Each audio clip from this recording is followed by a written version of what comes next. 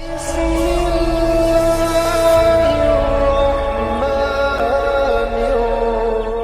اللہ علیہ وسلم کے وصال ظاہری کے ایام قریب آئے تو حضور نے سرخ پٹی باندھی. تیز بخار ہے نبی کریم کو. 2 صحابہ سہارا دے کے مسجد میں لائے. نبی پاک علیہ السلام کو بظاہر سہارا دے کے لایا گیا. کریم رسول نے لوگوں کو جمع کیا. حضور آج کیا ہونے والا ہے؟ آج کیا کہا جائے گا؟ آج کس لیے میٹنگ بلائی ہے؟ نبی کریم کے کل صحابہ جب مسجد میں جمع ہوئے تو کھچا کھچ مسجد بھری ہے. وصال ظاہری سے چند یوم پہلے کی بات. نبی پاک نے فرمایا آج تمہیں کوئی جہاد کی ترغیب نہیں دینی, آج کوئی نیا پیغام نہیں دینا. آج تمہیں بتانا ہے کہ رب نے اپنے بندے کو اختیار دیا ہے, چاہے تو دنیا میں رہے, چاہے تو اس کی بارگاہ میں حاضر ہو جائے. اس عبد نے بارگاہ ربوبیت کی طرف لوٹنے کا ارادہ کر لیا ہے. حضرت صدیق اکبر رونے لگے تو صحابہ نے کہا تمہیں کیا ہوا؟ کہنے لگے سمجھ نہیں رہے, کسی کی بات نہیں کر رہے, نبی پاک تو اپنی بات فرما رہے ہیں, اس نے جانے کا ارادہ کر لیا. سنیے میرے بھائی, محبوب پاک نے فرمایا بھائی کسی شخص کو میری طرف سے کوئی تکلیف پہنچی ہو تو بدلہ لے سکتا ہے, بدلہ لے سکتا ہے. کسی کو تکلیف پہنچی ہو. صحابہ پھوٹ کے رونے لگے. محبوبہ کرم ہی کرم ہوا ہے, رحمت ہی رحمت آئی. آپ کے بارے میں گمان کرنے والا بھی دائرہ ایمان سے نکل جائے. حضور آپ کیا فرما رہے ہیں؟ فرمایا نہیں بھائی اٹھو. پیچھے سے جناب عکاشہ بن محصن اٹھے, ہاتھ کانپتے ہیں, آگے بڑھے, کہنے لگے یا رسول اللہ ایک جنگ کے موقع پر آپ نے درہ مارا تھا, ننگی پیٹھ پر صفیں سیدھی کراتے, بات دل میں رہ گئی ہے, میں نے بدلہ لینا ہے. نبی کریم نے فرمایا بلال دوڑ کے جاؤ, فاطمہ کے گھر درہ پڑا ہے, درہ لاؤ. سیدنا بلال حبشی کہتے میں گیا, دستک دی سیدہ طیبہ طاہرہ. حضرت فاطمہ فرمانے لگی بلال کیسے آئے ہو؟ اماں جی وہ درہ چاہیے تھا. سیدہ کو تشویش ہوئی, کہنے لگے بلال نہ تو جنگ پہ جانا ہے, نہ جہاد ہے, نہ کوئی ایسا موقع ہے, حضور کی تو طبیعت مبارک بظاہر بڑی علیل ہے, درہ کیا کریں گے؟ حضرت بلال عرض کرنے لگے اماں جی ایک صحابی بدلہ لینے لگے ہیں. صاحب طبقات نے جملے لکھے ہیں, کہتے ہیں بی بی صاحبہ نے درہ بھی دیا اور امام حسن حسین کو بھی باہر نکالا. فرمانے لگی عکاشہ سے کہنا 100 درے مارے. ان 2 شہزادوں کے جسم پر نبی پاک کے قریب نہ جائے, میں نے 2 بچے پیدا ہی اپنے محبوب پر قربان کرنے کے لیے کیے, ان کو لے جائے. حضرت بلال کہتے میں 2 شہزادے لے کے آیا, اور جب دروازے میں میں لے کے پہنچا تو نبی پاک نے دیکھا تو آنکھوں میں آنسو آ گئے. فرمایا ان کو بٹھا دو, مجھے پتا ہے فاطمہ نے کیا کہہ کے بھیجا ہے. حضرت سیدنا بلال فرماتے ہیں درہ میں نے جناب عکاشہ کو دیا. حضرت عکاشہ درہ لے کے آگے جو بڑھے تو حضرت ابوبکر صدیق نے ان کے پیروں پہ ہاتھ رکھا. فرمایا عکاشہ میری طرف آ یار, مجھے مار درے, نبی پاک کے قریب نہ جا. مصطفیٰ کریم نے فرمایا ابوبکر تو ہٹ جا, اسے آنے دے. فرماتے ہیں میں چند قدم آگے گیا تو مولا علی شیر خدا نے میرے پیر پہ ہاتھ رکھا. کہنے لگے عکاشہ سوچ تو صحیح تو کیا کر رہا ہے؟ حضور نے فرمایا علی ہٹ جاؤ, میرا اور ان کا معاملہ ہے. جناب عکاشہ آگے بڑھ رہے. نبی کریم نے فرمایا میں اپنی امت کو درس دینا چاہتا ہوں, خبردار خبردار زندگی میں تمہارے ہاتھ سے زبان سے کسی کو تکلیف نہ پہنچنے پائے. خبردار یاد رکھنا وہ معاشرے بگڑ جاتے ہیں, وہ معاشرے تباہ کر دیے جاتے ہیں جہاں ظلم ہوتا ہے, جہاں زیادتی ہوتی ہے, جہاں لوگوں کو ستایا جاتا ہے. محبوب کریم کے قریب آئے حضرت عکاشہ کا, حضور میری پیٹھ ننگی تھی, آپ بھی ذرا کپڑا ہٹائیے. نبی کریم نے پیٹھ سے کپڑا ہٹایا. جناب عکاشہ نے درہ جو اٹھایا تو صحابہ کی چیخیں نکلی.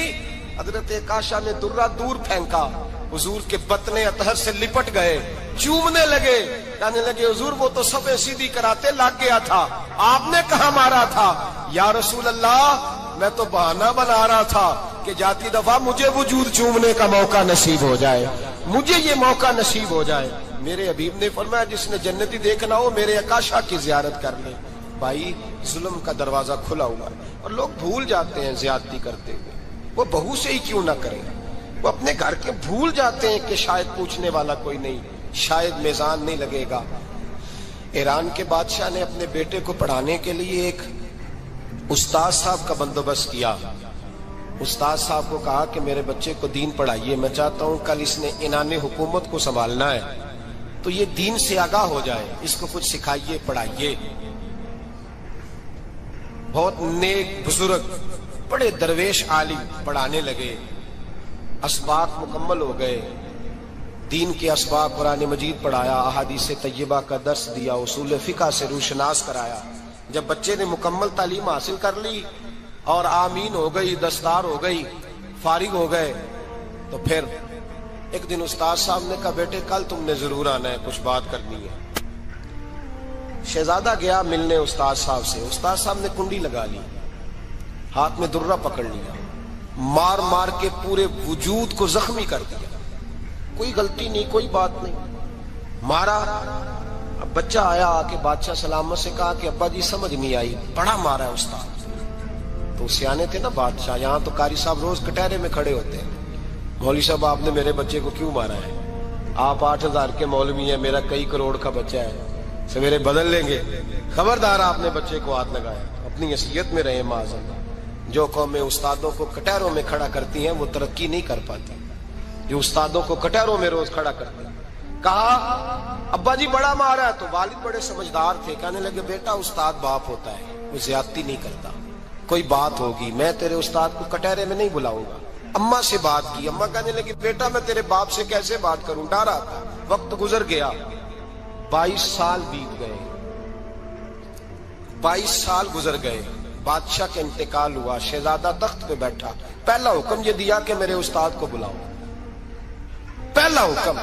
استاد جی بوڑھے ہو گئے تھے، چھڑی کے اوپر ٹیک لگا کے آئے اور بھویں سفید ہو کے جھک گئی تھیں، یوں آنکھ کھول کے بڑی مشکل سے دیکھا، کہنے لگے شہزادے حکم ہو۔ کم میں شہزادہ نہیں، اب میں بادشاہ بن گیا ہوں۔ استاد جی 22 سال بیت گئے، آپ نے مارا تھا، پر وہ درد چونکہ زیادتی کی تھی، میرا قصور کوئی نہیں تھا، تو نہ میری روح سے درد گیا ہے نہ میرے جسم سے گیا ہے، میں بے اختیار تھا، پوچھ نہیں سکتا تھا، آج با اختیار ہوا ہوں۔ سب سے پہلے پہلا حکم آپ کو دیا، بلایا ہے، بتائے کیوں مارا تھا، کیوں مجھے مارا تھا، میری زیادتی بتائے۔ تو استاد، بوڑھے استاد کی آنکھیں آنسوؤں سے بھر گئیں، کہنے لگے بیٹے بس آج کے دن کے لیے مارا تھا، یہ جو دن آ گیا نا میری زندگی میں اس لیے مارا تھا، یہ میں چاہتا تھا میری زندگی میں وقت ہے، آج کے بس میری مراد پوری ہو گئی۔ کہا صاحب کس لیے، مجھے بھی سمجھائے۔ آپ فرمانے لگے کتنی دیر ہو گئی تجھے مار کھائے ہوئے، کتنا زمانہ بیت گیا؟ کہنے لگا 22 سال۔ فرمایا زخم بھولے تو نہیں، درد ختم تو نہیں ہوئی، تمہیں بات 1 منٹ کے لیے بھی تمہارے حافظے سے محو تو نہیں ہوئی؟ کہا استاد جی روز رات کو یاد آتی، روز خیال آتا تھا۔ استاد کہنے لگے بھائی تو بے اختیار تھا، پوچھ نہیں سکا، 22 سال تجھے یاد رہا، مجھے پتا تھا تو ایک دن حکمران بنے گا، میں نے تجھے اس لیے مارا تھا کہ بیٹے یاد رکھنا، کسی پہ ظلم نہ کرنا، اگر تجھے 22 سال تک یاد رہا ہے تو جس پر تو ظلم کرے گا اسے بھی قیامت تک یاد رہے گا، اور یہ یاد رکھنا تو آج با اختیار ہوا تو تو نے مجھے بلا لیا ہے، قیامت کے دن غریب با اختیار ہو جائیں گے، مظلوم با اختیار ہو جائیں گے، وہ با اختیار ہوں گے للہ الواحد القہار، رب کریم کی بارگاہ کے اندر ان کا اختیار ہوگا، اکیلے اللہ کی حکمرانی ہوگی، پھر وہ بلائیں گے بڑے بڑے کج کلا، دنیا میں جن کی پگڑیاں اونچی تھی وہ سر جھکائے کھڑے ہوں گے، دنیا میں جو ڈکٹیٹر بنتے تھے ان کی پشتیں لال ہوں گی، ان کو غدار لکھا جائے گا، قیامت تک نہیں بھولے گا۔ ظلم کرنا تو سوچ سمجھ کے کرنا، اتنا کرنا جتنا تم سہ سکتے ہو، اتنی زیادتی کرنا جتنی قیامت میں تم برداشت کر سکتے ہو۔ میرے نبی کریم صلی اللہ علیہ وسلم نے فرمایا ظلم سے بچو، یہ قیامت کے اندھیروں میں سے ایک اندھیرا ہوگا، زندگی میں زیادتی نہ کریں، اگر تھوڑی دیر کے لیے کوئی چیز برداشت کر جائیں گے تو وہ فائدہ دے جائے گی، کچھ دیر کے لیے اگر سہ جائیں گے تو نفع مل جائے گا، سہنے کی کوشش کریں لیکن زیادتی نہ کریں، نظر کو، سوچ کو، ذہن کو پاک رکھیں، اور میرے بھائی زندگی پوری ظلم سے بچیں، زیادتی سے بچیں۔ امیر المومنین حضرت جناب سیدنا عمر فاروق رضی اللہ تعالیٰ عنہ رات گھر میں تھے تو رونے لگے، بڑی دیر تک روتے رہے، والدہ اٹھی تو صاحبزادے سے کہنے لگی پتہ کرو تمہارے باپ کو کیا مسئلہ ہے۔ شہزادے آئے، کہنے لگے امیر المومنین والد گرامی کیا ہوا؟ تو حضرت عمر فاروق کہنے لگے بیٹا اپنی اماں کو بلاؤ۔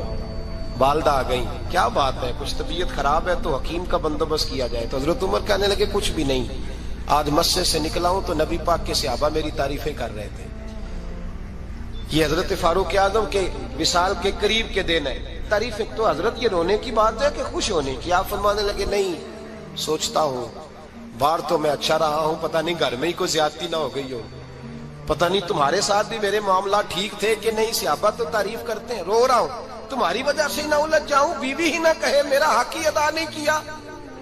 یہ لفظ کہتے کہتے پہاڑ ہے یہ شخص، کیسر و کسرا کانپتے ہیں۔ حضرت عمر رو پڑے، بی بی سے کہنے لگے مجھے اللہ کی رضا کے لیے معاف نہیں کر دیتی؟ میرے اوپر بوجھ تھا امت کا، میں ساری رات مدینے کی گلیوں میں پھرتا تھا، دن سارا مسجد میں گزرتا تھا، میں تجھے وقت نہیں دے پایا، معاف نہیں کر دیتی؟ تو زوجہ کہنے لگی نہیں عمر، میں نے بھی زندگی میں اپنا کوئی سکھ چین نہیں دیکھا، کوئی چاؤ پورا نہیں کیا، میں کیسے معاف کر دوں؟ میں نہیں معاف کرتی۔ حضرت عمر زمین پہ بیٹھ گئے، رونے لگے، کہنے لگے چل معاف کر دے۔ کہنے لگی ایک وعدہ کرو، قیامت کے دن رب کریم کی بارگاہ میں میری سفارش کرو گے؟ اللہ کی بارگاہ میں عرض کرو گے کہ اللہ اچھی تھی، مجھے کپڑے دھو کے دیتی تھی، روٹی پکا کے دیتی تھی، میری عزت کی محافظ تھی؟ جناب عمر کہنے لگے تیرے ساتھ وعدہ ہے، رب اپنے فضل سے عمر کو جنت دے گا تو عمر تجھے جنت میں ساتھ لے کر کے جائے گا، تیرے ساتھ وعدہ ہے۔ میرے بھائی جن کے دلوں میں احساس تھا کہ ہم سے کوئی زیادتی نہ ہو جائے کسی جگہ، وہ تو یہاں تک معاملہ کرتے تھے، یہاں تک ان کا خیال رہتا تھا۔ عزیزو، ایک تو نظر میں حیا پیدا کریں، والدین کی بہت بڑی ذمہ داری ہے۔ لاکھوں بچے مرضی کی شادیاں کر رہے ہیں، ہزاروں گھر اجڑ رہے ہیں، یہ وہ والا زہر ہے جو ہر گھر میں تیزی سے پھیلتا چلا جا رہا ہے۔ پہلے ہم کہتے تھے کہ بچہ باہر نہ نکلے، اب کہتے ہیں اللہ کہیں موبائل لے کے تنہا نہ بیٹھ جائے، کہیں تنہا نہ بیٹھ جائے، کیا بنے گا اس کا اگر یہ گندگی اور یہ ایسا نشہ ہے جو اجاڑ کے رکھ دے۔ بخاری شریف میں حدیث ہے، قاضی ایاز مالکی رحمۃ اللہ علیہ نے بڑی تفصیل سے لکھی ہے، راوی حضرت انس بن مالک ہیں۔ ایک بندہ بڑی دور سے آیا نبی پاک صلی اللہ علیہ وسلم کی زیارت کے لیے، بڑی دور سے۔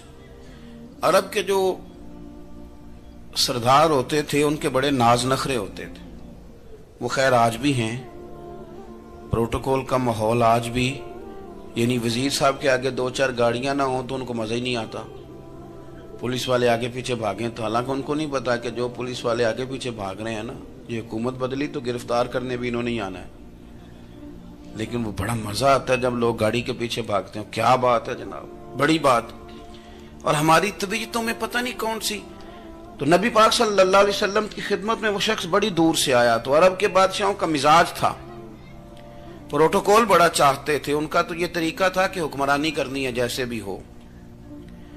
اگر کسی غلام نے دھوپ میں بندھا رہ گیا، اونٹ اور چھاؤں میں نہیں باندھا تو درے مارتے تھے، اور اگر اس نے کھول کے باندھ دیا تو پھر بھی مارتے تھے، کہتے تھے اتنا سیانا ہو گیا تو انہیں پوچھا ہی نہیں، خود بخود ہی باندھ دیا۔ وہ شخص حضور کی بارگاہ میں آیا اور بہت سارے لوگوں کے پاس کیونکہ وہ جاتا تھا اپنے سربراہ کا پیغام لے کے، تو وہ کانپ رہا ہے جب حضور کی بارگاہ میں گیا، ڈر رہا ہے۔ اب ذرا بات کو سمجھنا، نبی پاک صلی اللہ علیہ وسلم نے اس سے فرمایا کیوں ڈرتے ہو؟ سادہ آدمی ہے، دیہاتی ہے، بدو ہے۔ اللہ کے رسول نے تھپ کی دی، کیوں ڈرتے ہو؟ تو کہتے حضور مجھے آداب نہیں آتے اور مجھے ڈر آتا ہے، کوئی بات اگر ایسی ہو گئی، آپ مدینے کی حکومت کے سربراہ ہیں، تو کہیں آپ ناراض نہ ہو جائیں۔ حضرت انس بن مالک فرماتے ہیں بات کہاں کی تھی، پہنچ کہاں گئی؟ جب اس نے یہ کہا نا کہ آپ تو حکومت کے سربراہ ہیں، کہیں کوئی غلطی نہ مجھ سے ہو جائے، تو نبی پاک کی آنکھوں میں آنسو آ گئے، حضور رونے لگے، اور نبی پاک صلی اللہ علیہ وسلم فرمانے لگے نہ بھائی، تو کسی حکومت کے سربراہ کے پاس نہیں آیا، نہ تو اس بیٹے کے پاس آیا ہے جس کی ماں گوشت کے خشک ٹکڑے کھا کے بھی گزارا کر لے گی۔ میں تو ایک غریب ماں کا بیٹا ہوں۔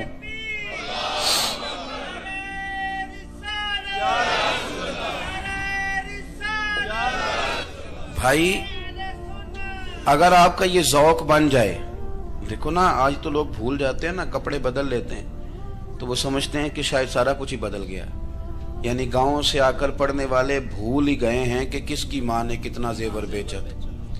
لوگ بھول جاتے ہیں چیزوں کو، اپنے ماضی کو یاد رکھیں، آپ لوگوں کے ساتھ پیار کریں، آپ لوگوں کو موقع دیں، آپ تھوڑی سی اور کوشش کریں اس شخص تک جانے کی جو آپ کو مایوس نظر آ رہا ہے، پریشان نظر آ رہا ہے۔ یہ ہمیں میلاد والے محبوب صلی اللہ علیہ وسلم نے درس دی۔ ایک اور پہلو، حضور سید عالم صلی اللہ علیہ وسلم نے، ہمارے ہاں نا ابھی بھی برادری کی تقسیم ہے، ابھی بھی، اور کچھ میں نے ایسے کمزور لوگ بھی دیکھے، یہ اس طرح کی حرکتیں ہارے ہوئے لوگ کرتے ہیں، ہارے ہوئے لوگ جو اپنے آپ کو سمجھتے ہیں کہ میں کوئی بڑا آدمی ہوں۔ بڑا آدمی تو اپنے اخلاق سے ہوتا ہے، اپنے کردار سے ہوتا ہے، اپنی سخاوت سے ہوتا ہے، لوگوں سے پیار کرنے سے ہوتا ہے۔ باقی یہ کہ بیٹھ کے کہانی سنانا کہ میں بڑا کچھ کرتا ہوں، تو جو کچھ کرتا ہوتا ہے اسے سنانے کی کوئی ضرورت ہے؟ ایک اور بہت سارے لوگ آپ تعزیت کرنے جائیں نا والد کے انتقال کے بعد، تو ان بیچاروں کو بتانا پڑتا ہے کہ ابا جی میرے بغیر دوائی نہیں کھاتے تھے۔ تو میں کہتا ہوں اگر تیرے بغیر نہیں کھاتے تھے پھر بتانے کی ضرورت نہیں، پھر تو سارے گاؤں کو پتا ہوگا کہ تیرے بغیر نہیں کھاتے تھے۔ اور اگر کوئی دال میں کالا ہے تو پھر تیری وضاحت کوئی بندہ قبول نہیں کرے گا۔ تو آپ کو بتانا کیوں پڑ رہا ہے، اور آپ بار بار اس بات کا ذکر کیوں کر رہے ہیں کہ ہم بہت بڑے قبیلے کے ہیں؟ صاحب اگر آپ بڑے قبیلے کے ہیں تو پتا ہوگا سارے علاقے کو آپ کتنا لوگوں کا خیال کرتے ہیں، آپ کس قدر محبت کرتے ہیں، آپ کا انداز کریمانہ کس طرح کا، پھر آپ کو بتانے کی کوئی ضرورت نہیں ہوتی، پھر خود بخود خبر ہوتی ہے۔ حضرت سیدنا ابو ذر غفاری رضی اللہ تعالیٰ عنہ، قبیلہ بنو غفار ایک بڑی شاخ تھی قبیلوں میں سے، جو لوگ اس زمانے میں مالدار قبیلوں سے تعلق رکھتے تھے، ان میں سے ایک بڑا نام تھا۔ ساری زندگی چودراہٹ کی، لیکن میلاد ایک انقلاب کا نام ہے۔ میں میلاد منانے والے دوستوں سے گزارش کرتا ہوں کہ آپ ہر سال میلاد منائیں، اور ہر سال میلاد کے بعد آپ تھوڑے بدل بھی جائیں، یعنی تھوڑے سے بدل جائیں۔ کچھ لوگ کہیں یار یہ داڑھی میں نے نا 12 ربیع الاول والے دن رکھی تھی، یہ میری میلاد والی داڑھی ہے، اور داڑھی رکھیں بھی نبی پاک کی مرضی کی۔ کس کی مرضی کی؟ نہ ناراض ہو جائے جی میں ٹور چلا، بس کس مرضی کی جی؟ اپنی مرضی کے نہیں۔ داڑھی کا وزن کو نہیں ہوتا کہ پوری مٹھی رکھیں گے تو آپ کو کوئی دقت ہوگی، کوئی وزن نہیں، پوری رکھیں، جو حضور کا طریقہ مبارکہ ہے جو ہمیں ملتا ہے اس پر آپ توجہ فرمائیں۔ تو میں جو بات عرض کرنے جا رہا ہوں وہ میلاد انقلاب ہے۔ حضور سید عالم صلی اللہ علیہ وسلم کی بارگاہ میں آنے سے پہلے لوگ کچھ اور ہوتے تھے، اور یہاں سے ہو کے جاتے تھے تو پھر ان میں تبدیلی آتی تھی۔ میں سارا دن کرامتیں سناؤں نا کسی کو اپنے پیر صاحب کی، اور اپنے گھر میں بھی کہ میرے حضرت بڑے، میرے استاد بڑے، لیکن بیوی کے ساتھ اگر میں ترش لہجے میں بات کروں گا تو وہ کہے گی یہ سکھاندے نے تینوں پیر صاحب، دوست کہیں گے یہ سکھاتے ہیں آپ۔ تو آپ کی کہانیاں نہیں چلتی، آپ کا کردار چلتا ہے۔ حضرت ابو ذر غفاری رضی اللہ تعالیٰ عنہ فرماتے ہیں چونکہ میں چودھری تھا، سیدنا بلال حبشی رضی اللہ تعالیٰ عنہ کے پاس میں بیٹھا تھا، کسی بات میں بات آگے بڑھی اور بڑھتے بڑھتے بات شکرنجی تک چلی گئی، رائے کے اختلاف نے باتوں میں تلخی پیدا کر دی، اور جب تھوڑے لفظ اور تیز ہوئے تو میں نے انہیں کہہ دیا چپ کر، تو ابشن کا بیٹا ہے۔ کس کے بیٹے تھے حضرت بلال؟ کہتے ہیں جب انہوں نے مجھے کہا تو میرا دل بڑا ٹوٹا، لیکن میں نے ارادہ کیا کہ میں نے حضور کی بارگاہ میں نہیں عرض کرنی، اب ہر بات کی ہم حضور کی بارگاہ میں شکایت کریں۔ لیکن میں جا کے مسجد میں بیٹھا، اور جب سرکار آئے نا، ارادہ نہیں تھا کہ عرض کروں گا، لیکن حضور کا چہرہ دیکھا تو دکھ میرا خود ہی تازہ ہو گیا۔ رونے کا بھی تو تب ہی مزہ آتا ہے نا کوئی اپنا ملے تو۔ فرماتے ہیں کہ میرے آنسو نا بغیر اختیار کے چھلک پڑے، اور میں کھل کے روئے، کھل کے۔ قربان جاؤں محبوب کے بھی حضور نے پاس نہیں بلایا، بلکہ نبی پاک اٹھ کے خود میرے پاس آئے اور مجھے کندھوں سے پکڑ کے سینے سے لگایا، اور جب میں کھل کے رو لیا تو حضور میرے آنسو پوچھنے لگے۔ کچھ شعر ایسے ہوتے ہیں جو کسی نے کہے ہوتے ہیں، اور کہنے والا جو ہوتا ہے وہ صاحب حال ہوتا ہے، تو اس میں کچھ خوبصورتی زیادہ ہی ہو جاتی ہے۔ ایک پنجابی کے شاعر ہمارے گجرات میں گزرے، بزرگ تھے، ان کا ایک شعر ہے، وہ کہتے ہیں ایک واری میری